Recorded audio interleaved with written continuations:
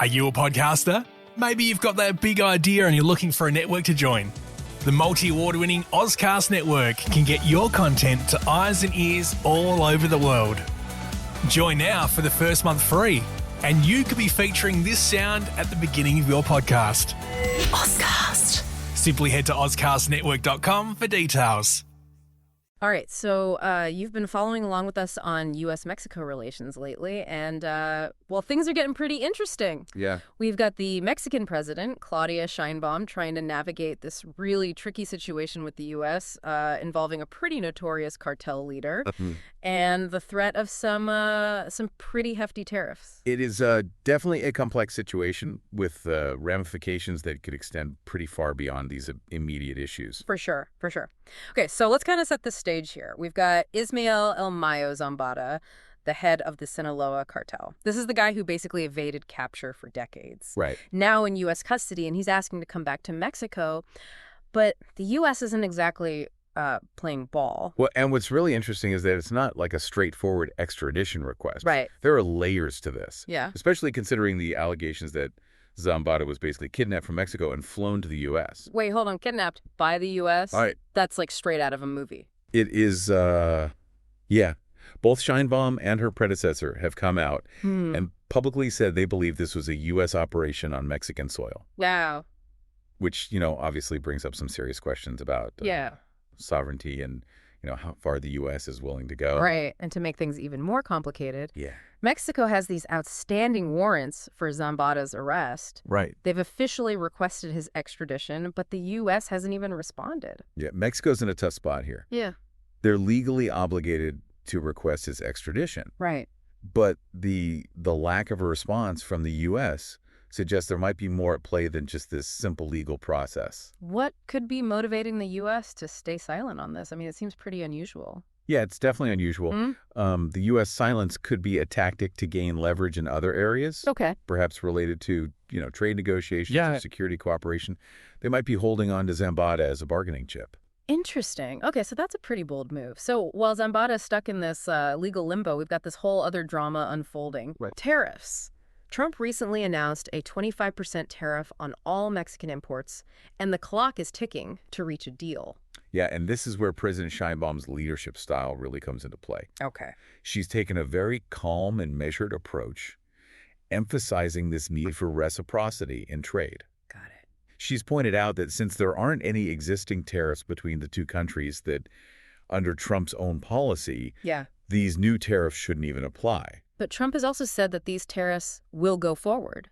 So it's like he's contradicting himself. It's all very confusing. Yeah, this back and forth is pretty typical of how Trump operates. Right. He often creates this uncertainty as a negotiating tactic. Interesting. But what's interesting is how Sheinbaum has responded. Yeah.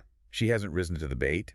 She's remained optimistic and is pushing for direct talks with Trump to kind of hammer out an agreement. So we've got these two very different leadership styles clashing: Sheinbaum's diplomacy versus Trump's way of doing things. It really makes you wonder how these two completely separate issues might be connected. That's the question, isn't it? Could Zambada's fate be somehow tied to these tariff negotiations? It's certainly a possibility. And if so, what does that say about the current state of U.S.-Mexico relations? That's a great question. I think we need to dig a little deeper into that connection. So it's like trying to solve a puzzle where one piece might hold the key to understanding the whole picture. Yeah, it's a complex web of interconnected issues. Yeah.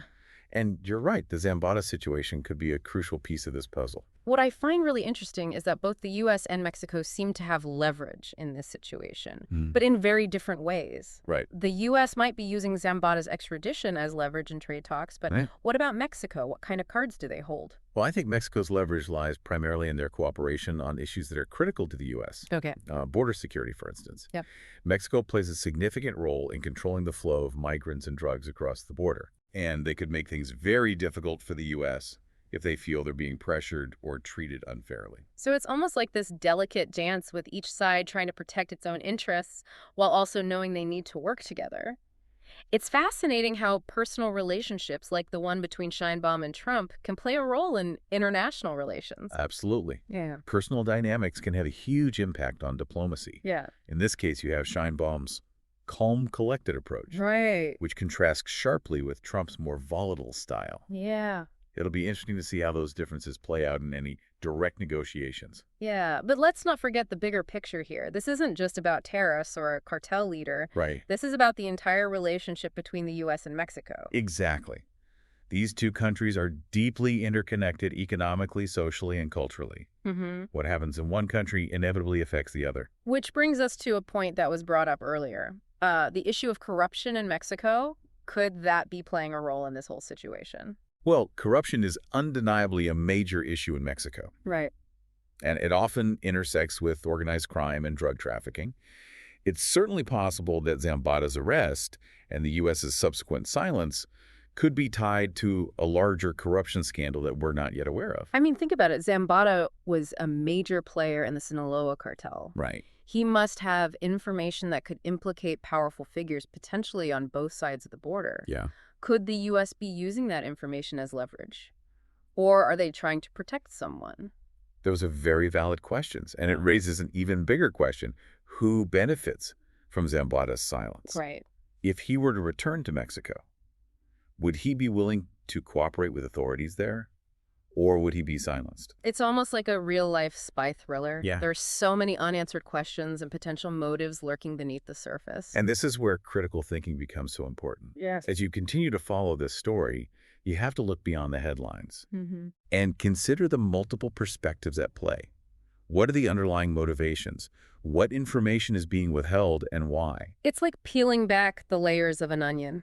There's always another layer to uncover, and it's rarely as simple as it seems. Exactly. And that's what makes this whole situation so fascinating. And frankly, a bit unnerving.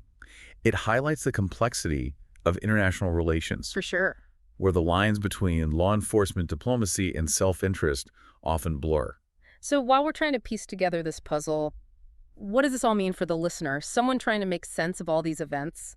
I think it means being aware of the potential for hidden agendas, Okay. understanding that things are rarely black and white in the world of international affairs. And remembering that behind all the political maneuvering and posturing, there are real people whose lives are being affected by these decisions. Exactly. Zambada himself, for example. Yeah. Regardless of his past actions, he's now caught in this international tug of war, Right. his fate hanging in the balance. And what about the people living in border towns, whose livelihoods might be impacted by these tariffs? Right. They're caught in the crossfire of this high-stakes game. It's a stark reminder that foreign policy decisions have real-world consequences for everyday people. Mm-hmm. It's not just about governments and abstract agreements. So as we continue to dive deeper into this situation, it's important to remember the human element, to ask ourselves, who is being affected and how? What are their stories? Because in the end, it's those stories, Right. those individual experiences that can help us understand the true impact of these events. You're right. It's easy to get caught up in the political intrigue and the power plays. Yeah.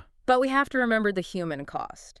And that brings us back to the central question, what is the future of U.S.-Mexico relations? That's the million-dollar question, isn't it? How do these two countries, so closely linked, yet often at odds, Yeah. navigate this increasingly complex and volatile world? It's a question that both countries will need to grapple with in the coming months and years, because the choices they make will have profound consequences not only for their own citizens, but for the entire region. And those choices will be shaped by a multitude of factors.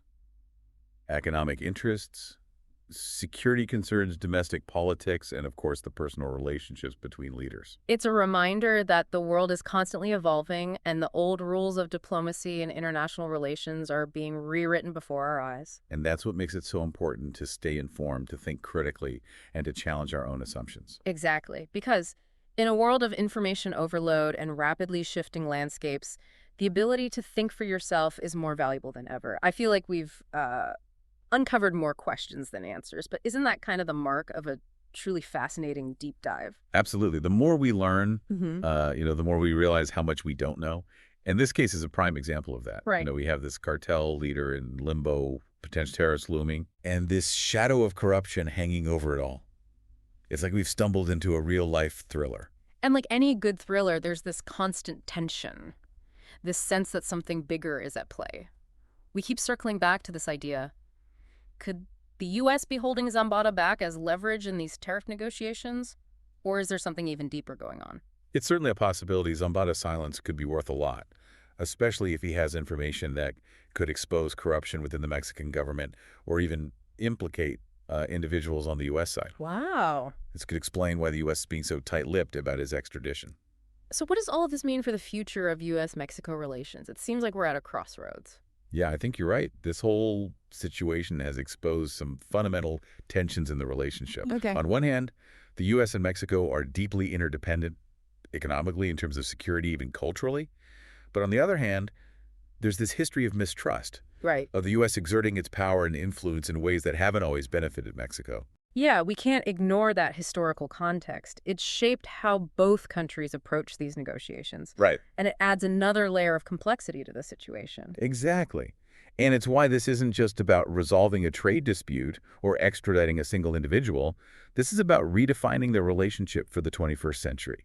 It's about finding a way to cooperate on issues like migration and security while also respecting each other's sovereignty and interests.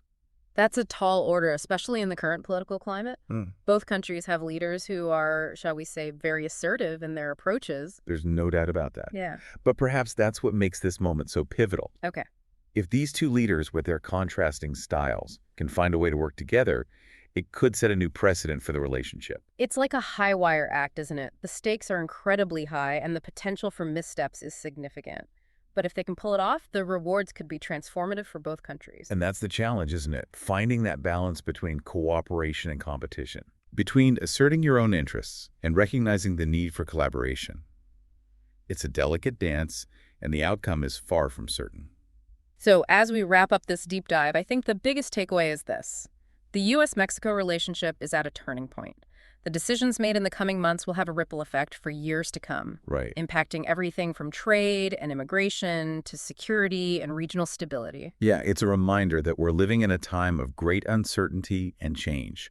The old rules are being rewritten, and the future is up for grabs. And that's why it's more important than ever to stay informed, to engage in these complex issues, and to consider the multiple perspectives at play, because the future of this relationship and the region as a whole depends on it. Thanks for joining us on this deep dive. Until next time, keep exploring, keep questioning, and keep learning.